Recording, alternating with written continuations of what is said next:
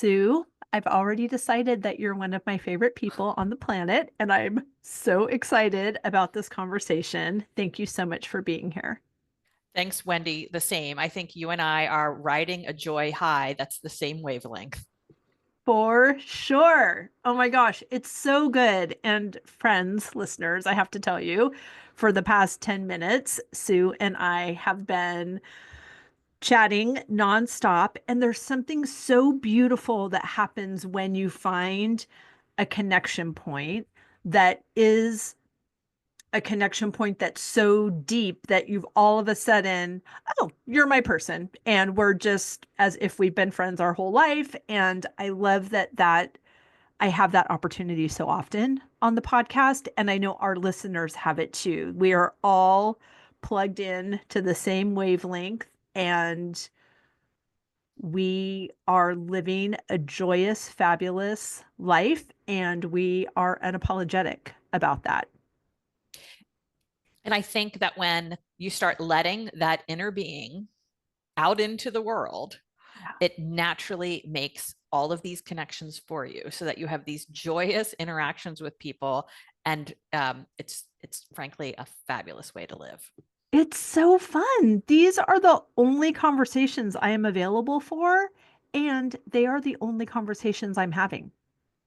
And Wendy, I got to tell you too, if you would have met me 10 years ago, I was career driven, ambitious, corporate, and thought I was doing God's work by being good and hard on myself. I mean, I just had a lot of limiting beliefs and a lot of mistaken ideas. And now that I've let them all go and just showed up for the fun of it all, my spiritual life is soaring. It's just awesome.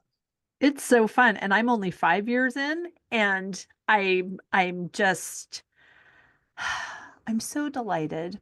And I love that we are the deliberate creators of our own experience. And I think, like you, referencing 10 years ago, me referencing 5 years ago, it's not, oh, and now I need to make up for lost time, or I'm so frustrated I didn't know what I know now. That it just was what it was. And we're always doing the best we can with the tools we have. We have more tools, more fun tools. The fact that we get to be in joy. My personal mantra is that I'm only available for what delights me. And when I first said that out loud, I giggled to myself like, "Oh, well, well, look at me. Who am I? Just being available for what delights me." But like any muscle that you continue to use, it grows stronger. And I kept practicing not only saying that, but living that. And I am living proof that it is a sustainable model to only be available for what delights you. And Yes. it is such a joy to share that, not only modeling that for my beautiful daughter, but also for anyone listening to the podcast, or anyone watching my Instagram, or anyone watching me globetrot all over the world at the time that this is reaching the ears of our beautiful listeners. I'll be in France, and I will have been there since mid-August, and I'm not coming home until mid-October. So it's just, it's really good to be me. That I And you mentioned a little bit about not wanting to regret what came before. Yeah. I actually see that how I was before, which I see as a forgetting of who I truly am, Mm. simply added to the sweetness and joy of now remembering who I truly am. Yeah. And I think the progression is just fabulous, divinely orchestrated. And I'm completely with you.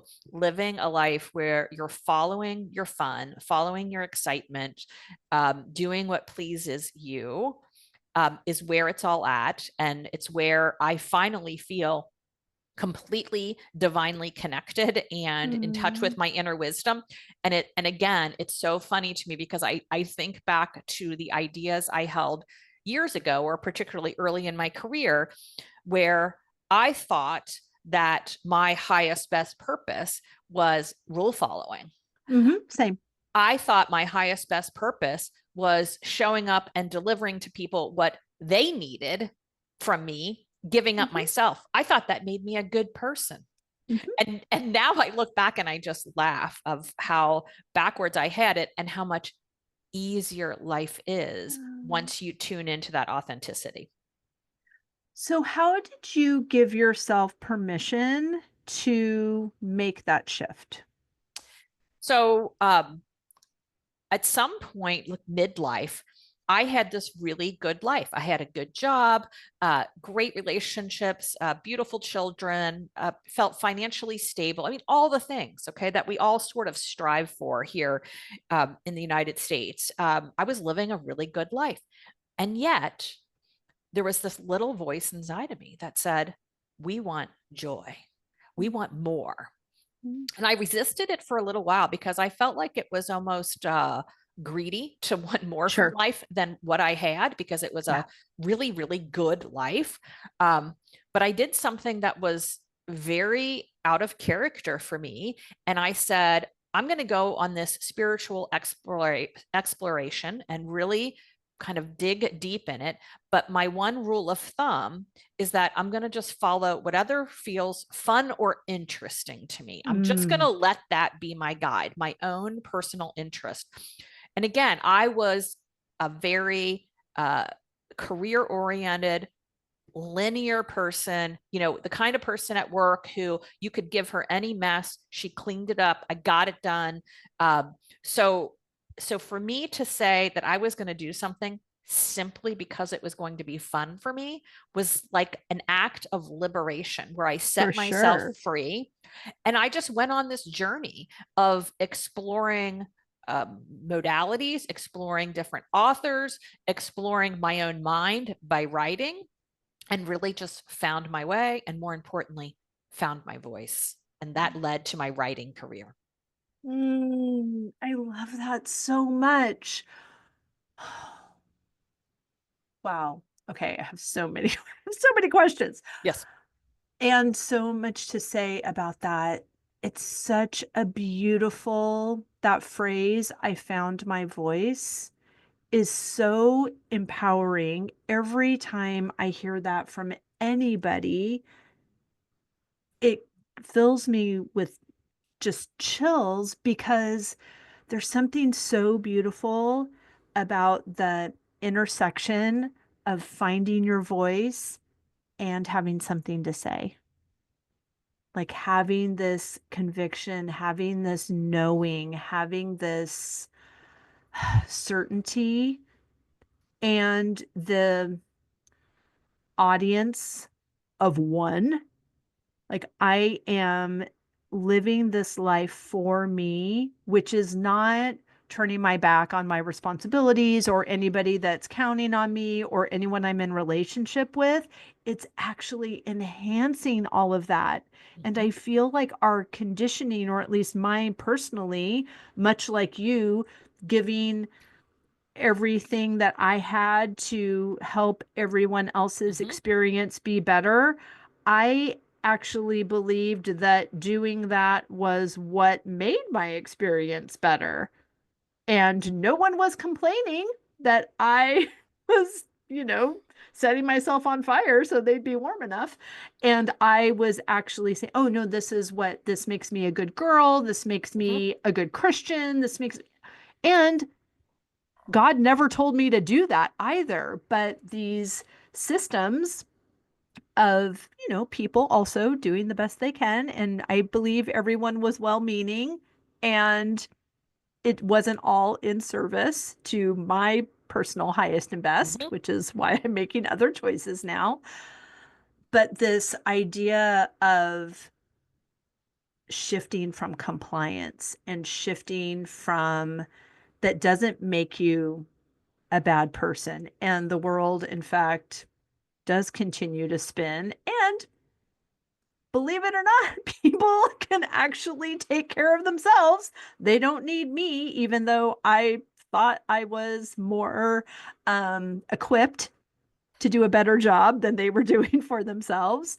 But I don't know if you follow Terry Cole. Her work is a lot around boundaries. She wrote the book Boundary Boss, and she has coined the phrase of a high functioning codependent, which is someone who just cannot tolerate the feeling of somebody else experiencing the consequences of their actions or inactions. And so I was trying to navigate the comfort level of everybody else and create all the conditions that I thought were going to be best for them. And finding out, first of all, that that's impossible job. I was exhausted because that is exhausting. And also, it wasn't in service to them and it wasn't in service to me. Mhm. Well, Wendy, thank you, because that's actually a great segue for me to talk about my book, Lose Your Critic for Good. Mm. And um, I see, and I'll talk here in a minute about the way I see the critic showing up for a lot of people. But I see the critic as the single biggest block between each of us and alignment with our inner being. So if you Mm. are seeking alignment and are wondering um, why you're not feeling that energy, getting to that place, or getting the things that you want, it is likely that you have some critic behaviors that are just part of some patterning and conditioning. So let me just talk about what I see as critic behaviors. So the first and most common is being critical of yourself, of others, of life, of just picking things apart, looking for the negative. I mean, that's the very, very typical critic that many of us have.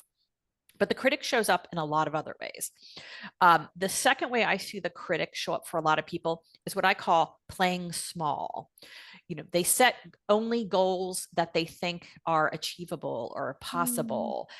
They just sort of keep themselves small and they're light contained. And that is, again, I think a critic mentality.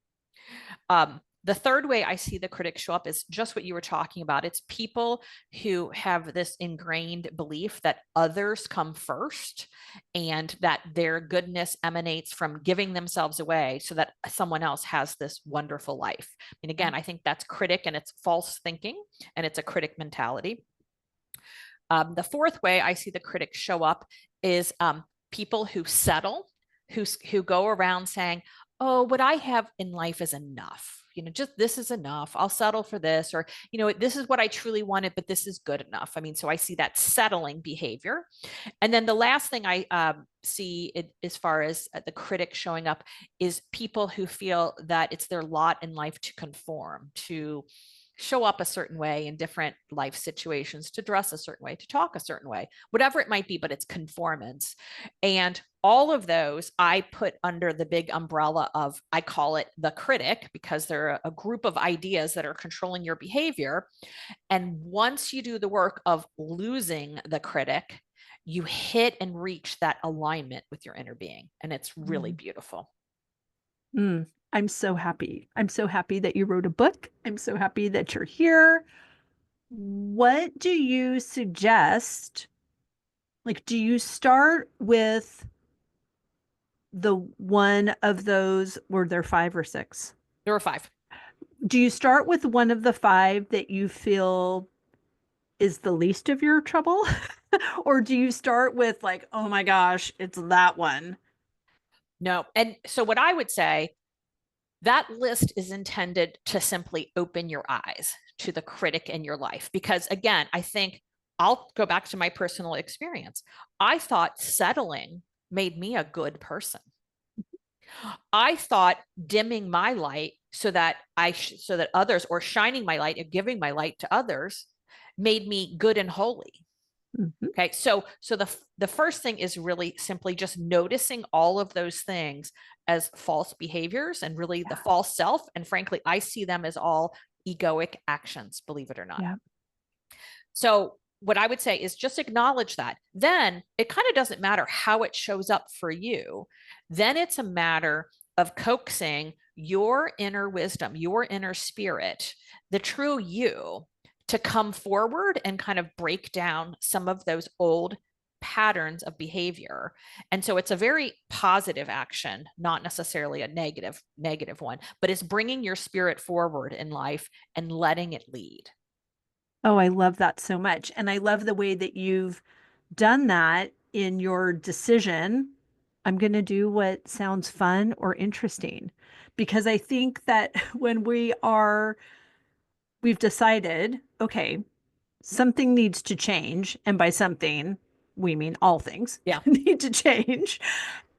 How in the world am I ever going to get from where I am to where I desire to be? And then immediately that critic and that our brain is trying to keep us safe, and there's no evidence that we've ever done this in a way that is only fun and interesting Mm-hmm. and delightful.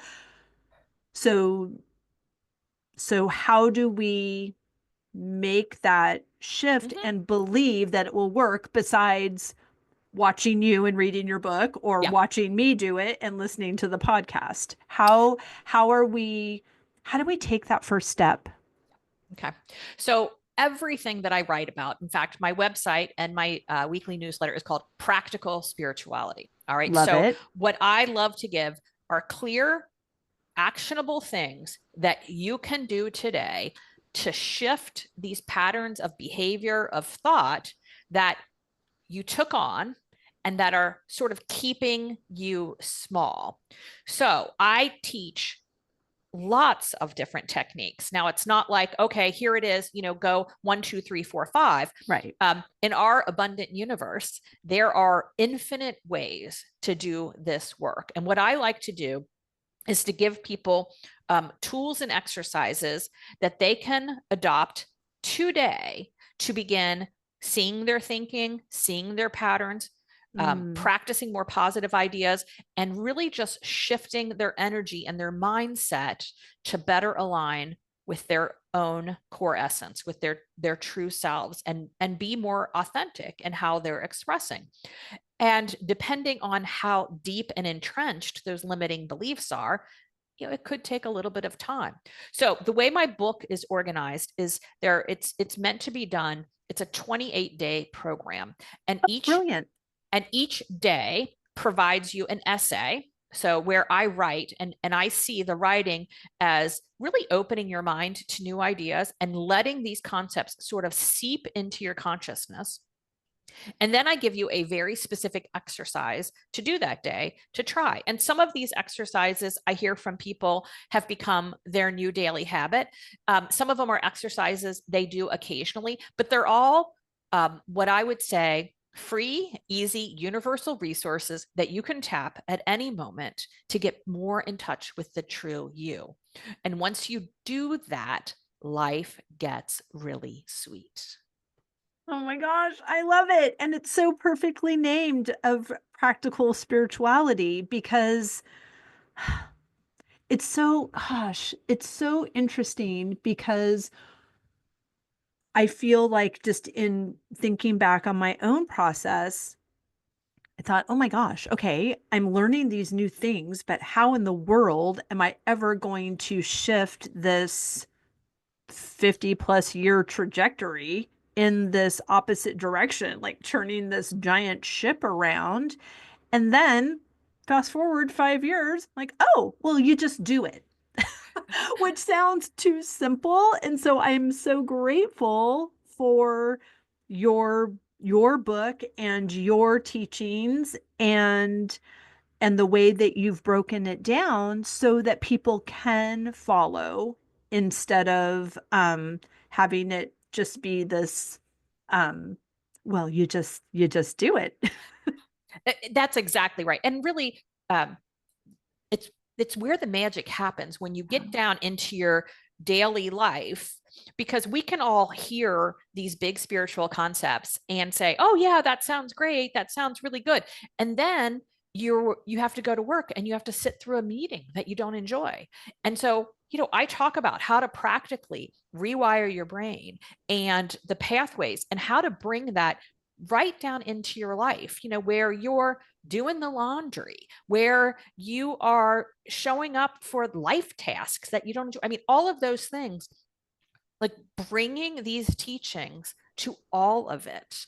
And once you do, that is really where you are then in what I would say, a daily dance with the divine that Hmm. is just magical. It's really fun. Oh, it's so beautiful. And you said something earlier that I thought was so fascinating that you said in these practices, you see your thinking. Mm-hmm. Can Yes. you expound on that, please? Yes. I think that is, um, I grew up in a traditional religious background and Me too. then found myself pulling away from some of those traditional practices so I could find my own way and my own set of beliefs. But if there was one thing that I want people who come from those backgrounds to see and to understand, and it's that their thinking affects their life. Mhm. And I think that many traditional religions put so much emphasis on actions and behaviors as if thoughts are free Mhm. and you can think whatever you want, but as long as you do the right action, and I just really want to pull everyone back and say, no, it's all about your thinking. So many of the tools I teach help you to see your thinking, so that you can see these limitations you're putting on your energy, so that you can see the mistaken beliefs that have crept into your system that just simply aren't true. And you're carrying them around. And it's up to you. You have free will, and it's up to you to let them go. And I see it as a very spiritual practice. When I set an intention to let go of a specific limiting belief, I find almost immediate relief from it. Right? Right? It's Mhm. so good. And then you can just think that thought again and access the relief again, Mhm. and think it again and access the relief. And that is, I mean, that is the work, right? That's the practice. It is a practice. It is a continual refining, but it's not, for me at least, and I'm assuming for you, it's not something that's like, oh my gosh, I just have to do this now for the rest of my life and it's so hard. It's it's not, there's something happens when you see the results of your practice that for me makes it all seem worth it. I spent quite a long time in on my journey to be a mother. And in fact, 24 Mother's Days between when I decided that I was ready until somebody small actually lived in my house and called me that. And even though different things and different processes, and it was taking literally forever, as soon as we got our referral from China, we adopted Amelia from China after many things in, trying ourselves. And then also when we switched over to China, it was supposed to be 8 to 12 months, and we were in the queue for 10 years. But then once I got the referral, I was like, oh, well, that wasn't so long. And I think because I was living the life I had until I got the one I wanted, that was also something that helped. But in bringing it back to these spiritual practices, I implemented a morning routine about 4.5 years ago now. And I get up at 4:45 every morning and I read and journal and pray and meditate and drink coffee and all these beautiful things. And because the results are so tangible to me, 4:45 can't come early enough. Like I'm just not even available to not do that. Mhm. So that it is, this practice is has a very quick return.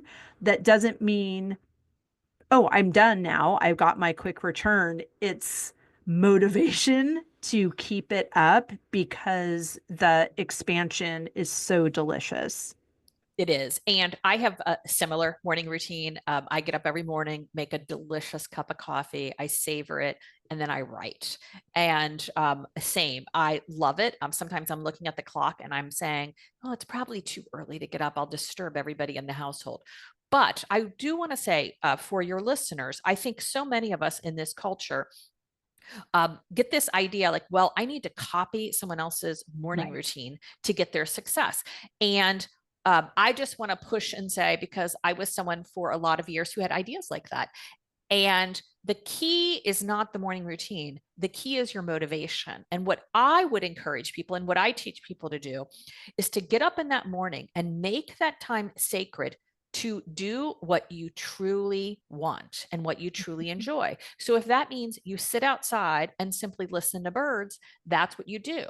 And if it means that you go out on a walk and you truly love it and can't wait to get out on that walk, then you go. But so many of us use that first morning hour or two to force ourselves to do something we think we should be doing. And in that Mhm. way, we deny our core essence, we deny the self, and we set up patterns of not listening to ourselves. So I guess I'm just passionate about telling people Right. find the morning routine that you love. And if that Yes. means simply starting with, I'm going to have a cup of coffee and just sit here for a little bit, do it. Just do it. Right. I could not agree more.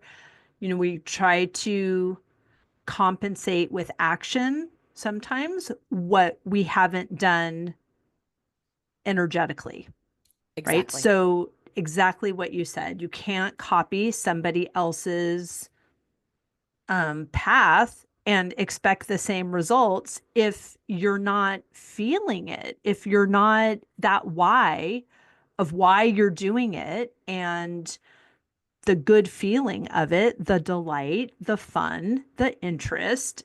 If you just feel like, oh my gosh, if I just had 10 minutes of silence just to myself, yay, there's your new morning routine. And if that works better for you at night, yay, there's your new evening routine.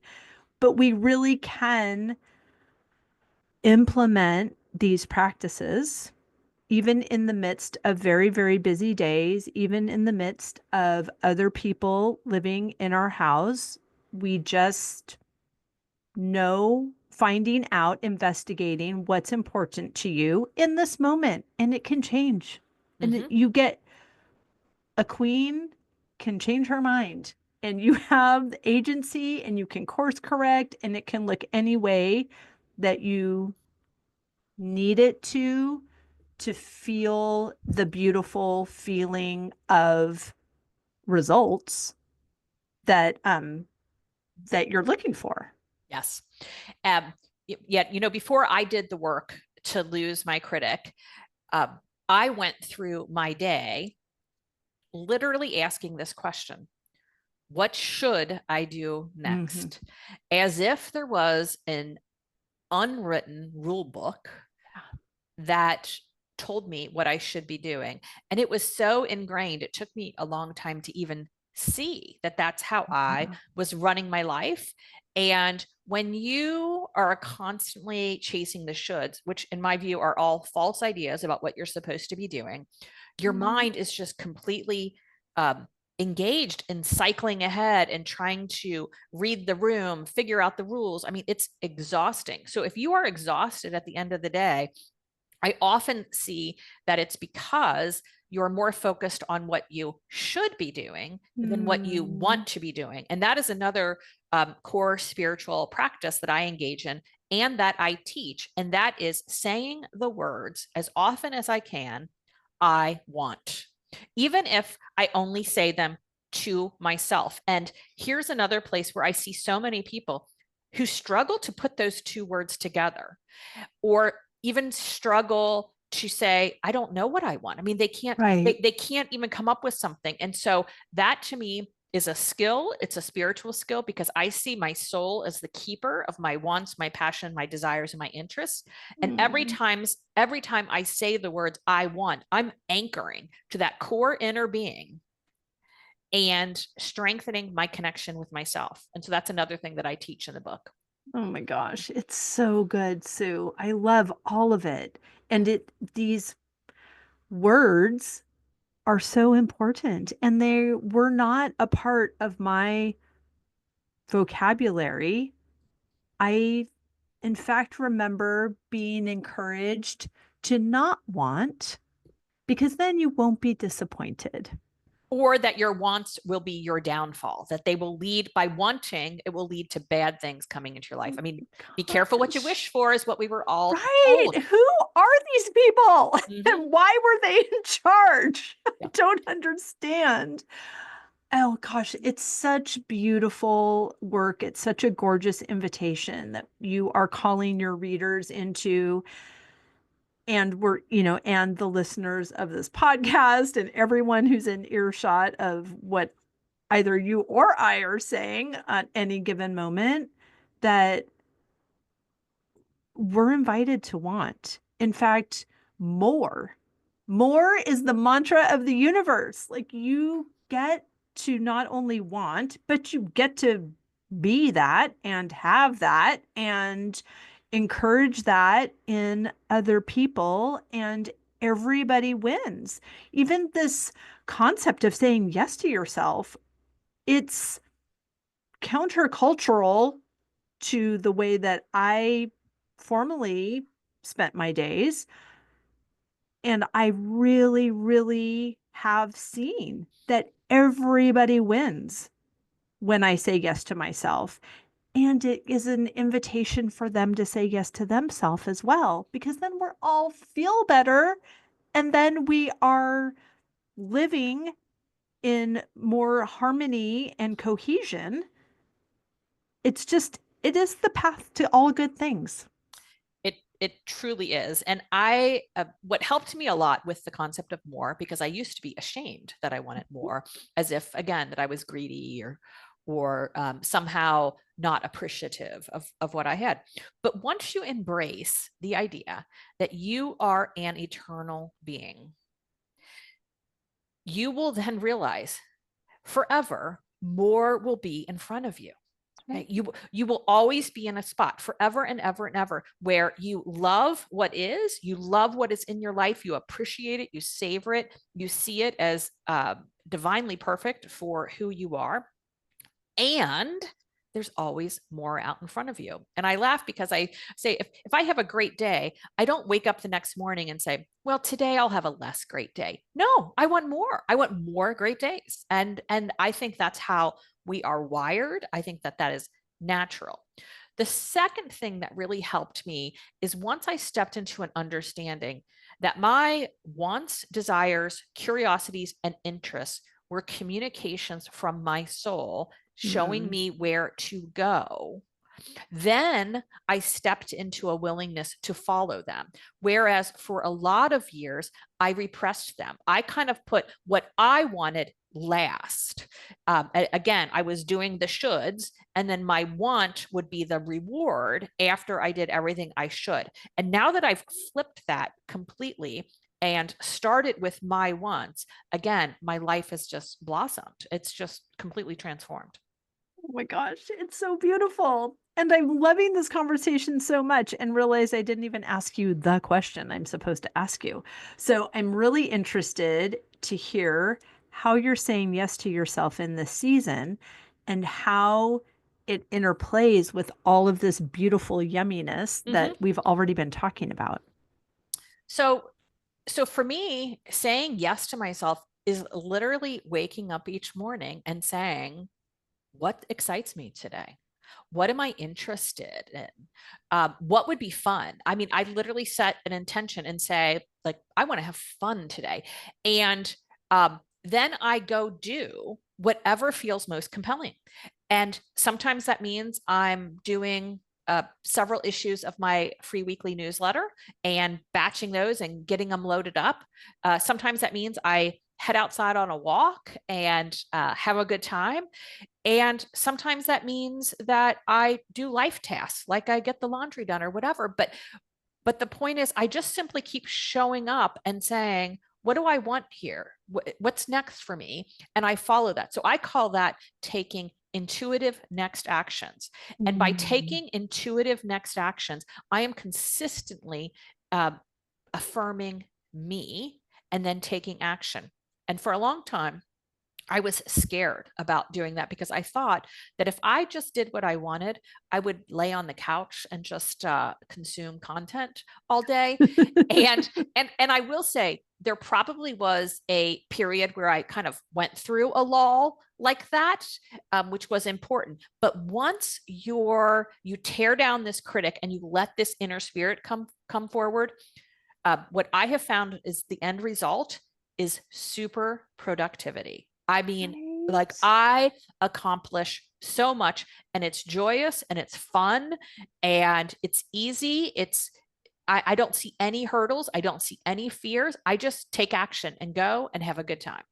Oh my gosh, I love that. And I love what you said about allowing yourself to do that thing that sounds very decadent and potentially a slippery slope to homelessness because I my guilty pleasure is Grey's Anatomy.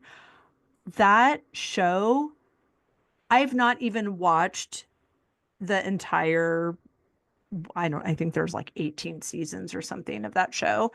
But if I'm on a plane and it has a few episodes of whatever season, I can watch it and be right in there, even though I don't even know how Derek died. So I'm very eager.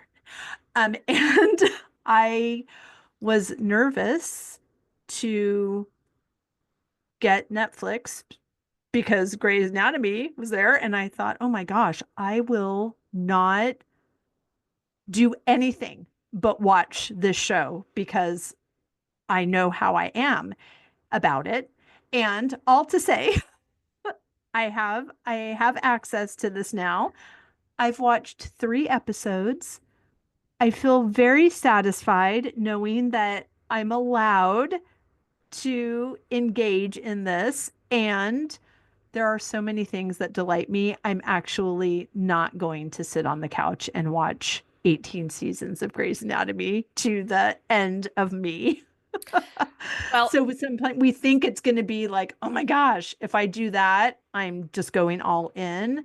But there's something in the allowing that almost satisfies the whole thing yes. And I than would doing also it. say in the denying of a want, Right? an interest, and a curiosity, the want simply grows stronger and stronger. Yes. So it's in the allowance of that want to come forward. What I see though so many people doing is they'll recognize, for instance, they'll just have this surge of excitement for Grey's Anatomy and they'll sit down and watch it. But then they'll let their mind shame them. They'll be saying things like, "Oh, I really should be, tidying up, or I shouldn't let my family see me doing this." I mean, so they do all of these negative behaviors. So another thing I I teach is that you really need to do these things that give you pleasure, and then talk yourself through them Yes. to affirm and say, "I'm doing this for me. Yeah. I'm doing this because I enjoy it. I'm Right. doing this because joy is an indication of my best path in life.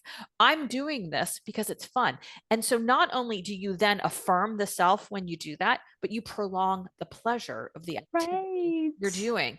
And these are just such simple techniques. They're like, as I said, they're free and easy. Every technique I teach is something that you could implement right now in your life and in your day and shift your energy. Oh my gosh, that's so beautiful. And you're absolutely right. It's not pleasure can't be out of defiance. It doesn't, it's never going to connect and it won't be as pleasurable as we want it to be. And I think that, gosh, there's so much wisdom in that. I cannot wait to get my hands on your book. Please tell everybody how they can get their own copy. So it's available everywhere books are sold. So you can pick your favorite store and go buy it. Or you can head over to my website at sueerhart.com and you'll find links right there. And you can also sign up for my free weekly newsletter that gives you these tidbits and tools and advice every Sunday morning. Oh, perfect. We will link all of that down in the show notes as well. Is there anything that you would like to share that I didn't give you space for. I feel like I'm so enjoying this conversation that I didn't even properly interview you. I was like, aren't we just sitting next to each other on a plane? This is so fun. I love chatting with you. So please, if there's anything that you didn't get to say, you are welcome. So I'll just give a little plug for my next book. Please. I don't have a release date yet, but the title of the book is Don't Quit Yet. Create Your Mm. Dream Career Instead. And it's a book that advocates that if you're looking to make a career transition, a job transition, or even just a big life move, that you don't make the big leap. Instead, you stay put where you've got money coming in, so you feel safe. The job might be familiar to you, so you feel content there, or at least you feel like you can do the job, but stay put. And then the book walks you through a series of exercises to help you better know yourself, know what you want, set yourself up for success for that leap. Because when we leap from something, we take all of our fears and limiting beliefs with us. And the much better path is to stay put, deal with your fears, deal with your limiting beliefs, get to know your core desires, your core wants, and the things that light you up, and then make the transition. So I'm really excited about this next book because I think there are a lot of people, particularly people I saw in the corporate world, who, because they do not see how they could ever possibly transition to something more fulfilling, they literally sort of cut off those hopes and dreams and stuff them down and say, well, I could never do that. And so this book really coaxes you to bring all of that forward in the safety of the job you're in. I love that concept. And it's so true because wherever you go, there you are, right? So there are so many things you can hate your job, but sometimes quitting is just geography. So getting into a place where you are feeling satisfied with what is and eager for more, and that more can be also eager for different. But it's, you said this word earlier and I didn't comment on it, but you talked about alignment. And that is this inner knowing. And sometimes the desire for alignment is coming from contrast, is coming from something that doesn't feel good. And we often think that, well, if I just change the conditions, then I'll feel better. But it's getting into alignment, it's knowing what we want, it's knowing who we are, it's knowing who we're becoming, and being that person, then quitting the job or completing with your marriage or whatever big life thing that you're going to do. But there's something about that work, and it doesn't have to be 5 years, it doesn't have to be 5 weeks, it could be 5 days if you're commit to it and actually take this action. It can be a quantum leap, so it's not a prison sentence. But what happened for me, I'll speak from my own experience when I was what I refer to as sitting in the question of my marriage. That 9 month period, I was anchoring in to the woman that I'm becoming. And I let that project into who I was showing up as a wife. And I was really proud of the way I was showing up. It was different than what I had co-created prior to that. So um, it wasn't as enjoyable for the other party, but I felt really good about it. And that way, when I did communicate what my decision was, that anchoring, as you called it earlier as well, was so solid that as different suggestions were made to me by this other party or different pronouncements of how he thought it was going to be and how disastrous that would be for me, I had this certainty and I had this knowing, so I could weather that storm. And that's something that can help, like you said, when you're transitioning from a job as well. You are so anchored in who you are, who you're becoming, and what you desire that now you take that elevated person to your next opportunity. Yeah. And I've really seen that, at least for me, the formula for rapidly creating the life I want is to love what is, Yeah. to celebrate and love what is, and look for the good in everything in my current experience. Yes. And then from that place of celebrating what is, say I want. And that, it's like I create a foundation, I grow to more. I create a foundation, I grow to more. And that has been for me the key to getting the life that I love. Oh my gosh, it's so beautiful. I could obviously talk to you all day long. Thank you so much for your wisdom, for your grace, for your presence, for doing this work and then writing books to help people in their own process. You're so generous. Thank you, Sue. Thanks, Wendy. It's been a delight to talk to you. I can't wait to do it again.